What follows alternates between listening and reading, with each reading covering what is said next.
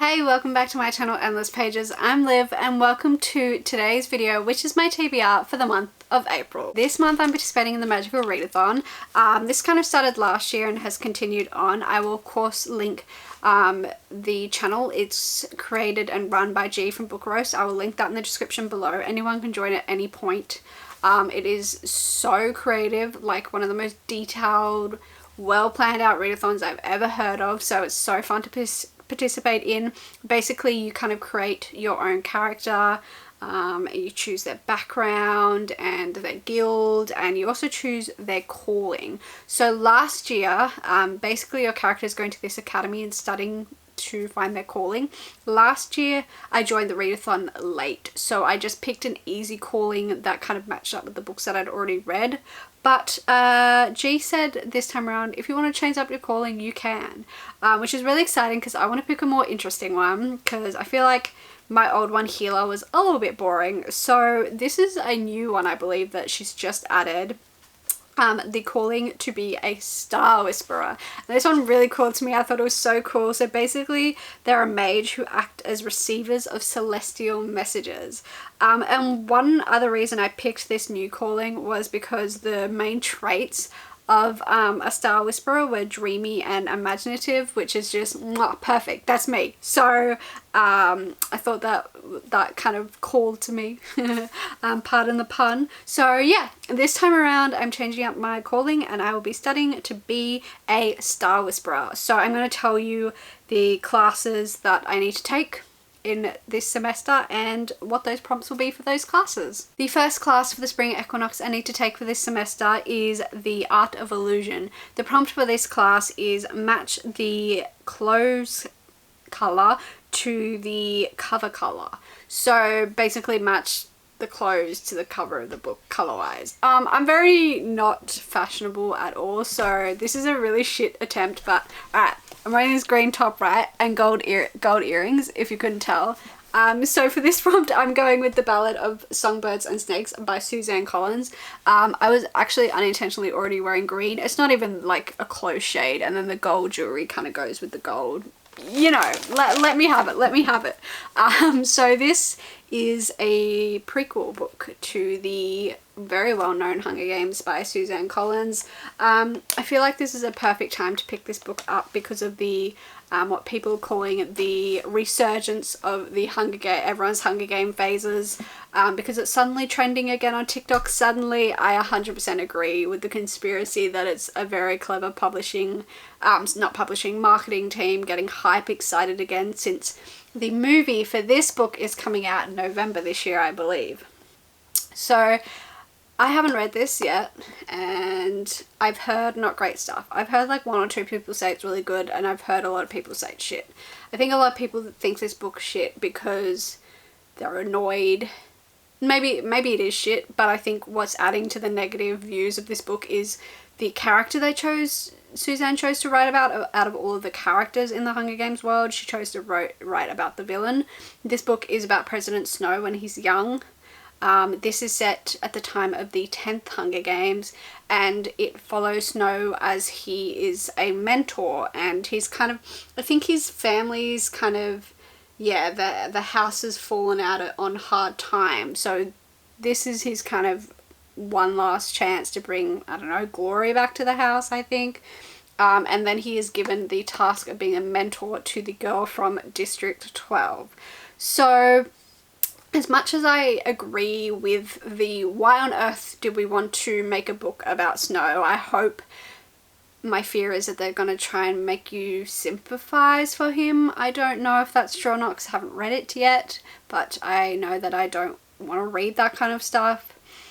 But at the same time, because of the resurgence of Hunger Games on TikTok, I've been seeing so many edits about stuff that we learn from this book that just adds to the lore and just adds to the amazing cleverness of the Hunger Games books and films. So I'm hoping to get that aspect more.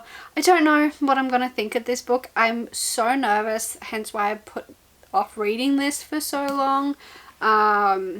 But yeah, I think it's time. I'm not going to go see the film without having read this. So now's the time while the Hunger Games are trending and it's on my mind. Next class I need to take is astronomy. For the prompt for that is read a book with 2-letter E's in the title. For that I'm going with 5 Survive. This is by Holly Jackson. This is like a little thriller about this girl and her 5 friends that 5 survive. You idiot. 5 survive, 5 friends. Oh my god. So anyway, this is about a girl called Red and her friends who are going on this road trip in this RV, and it just breaks down in the middle of the night, and maybe it breaking down was on purpose. I think it's, yeah, them having to survive. There's 8 hours till dawn and some buried secrets start to come to light. I've heard this is really great. I'm a previous fan of Holly Jackson's writing, so I think I'm gonna like it. It sounds fun, fast-paced, a little bit scary. Everything I expect from Holly Jackson, so looking forward to this one. Next class is Inscription, so a book from your top or your higher shelf. For that I am going with Chainsaw Man. This is from my very top shelf that you cannot see in this angle as I'm sitting on the floor, but this is by Tatsuki Fujimoto. This is the first in the manga series. I want to read this because the anime just came out and it looks sick. This is about Denji, sorry, his name is. He's a poor man who'll do anything for money with his devil dog Pochita, and then he gets betrayed by someone he trusts, and now he has the power of the devil inside him. He becomes a whole new man, Chainsaw Man. Next class is Law, so read a book with a map. For that I'm going with A Shadow in the Ember by Jennifer L. Armentrout. I don't think I'm going to tell you guys the blurb for this one. I feel like it's kind of maybe a spoiler. This is set in the world of the From Blood and Ash series, but this is a prequel to that series. This is the first book in the Flash of Fire series, I think it's called. And the reason I'm adding this to my TBR is because I have read the first 3 books of the Blood and Ash series, and it's recommended that you read this before continuing on with that series. As confusing as that sounds, very sneaky, very clever that you have to read her other series to continue on with the series that you've already started, but I'm a sucker, I'm going to do it anyway. This is a chunker. I don't know what this is going to be like. I don't know if this is going to be as spicy as From Blood and Ash, but I've heard good things, so I'm not going to tell you the blurb just in case it's a bit of a spoiler, but it does sound like kind of a similar vibe to From Blood and Ash, and does feel like it's potentially enemies to lovers as well, so we'll see. The 5th and final prompt is Psychononics and Divination. Read a book with clouds on the cover or in the title. You think this would be so easy, but it actually took me so long, and I think this is the only book on my shelf that kind of worked for the moment, and that is Under the Banner of Heaven by John Krakauer. This is a non-fiction book, so obviously true. This follows a story about the Lafferty brothers who believed that they were kind of, how did they put it, commanded by God to kill. I believe they killed a woman and her young baby.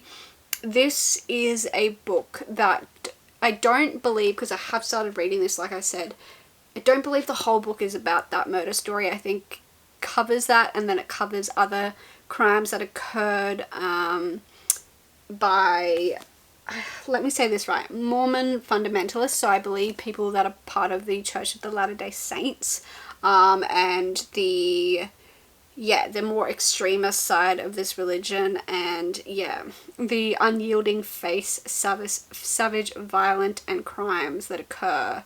It explores the psychotic hinterland at the edge of religious mentality. Wow, whatever that means. But yeah, it basically explores the crimes that are occurring within this extremist, more fundamental side of the religion. So I'm really fascinated by this. I remember from what I read, it was quite confronting, and a lot of statistics and facts and stuff like that. So yeah, I'm going to read it, I think, bit by bit. It's not going to be a book that I just sit down and I just read that book, because I just don't think that's going to happen. Yeah, it's like reading a textbook. You read it little bit by little bit. I think that's how I'm going to get through it. But I am quite fascinated in this topic. So that's the 5th and final book. So that is it, my April TBR. I'm really happy with my TBR actually. There was other readathons I did want to participate in this month, but I just thought let's keep it simple. I'm really happy with the variety as well. I feel like it's an interesting variety, and we got some thinner books and some thicker ones, so you know, manageable. Let me know in the comments below, are you participating in the magical readathon? If you are, give me a refresher of your character. Are you choosing a new calling? Are you staying with the old calling and just getting a high qualification in it? Let me know. If not, what are you reading in April? What are you planning on reading? And are you participating in any other readathons? As always, all my social media links are in the description below, and subscribe if you'd like to see more of my content. I will see you in whatever the hell I post next. Bye!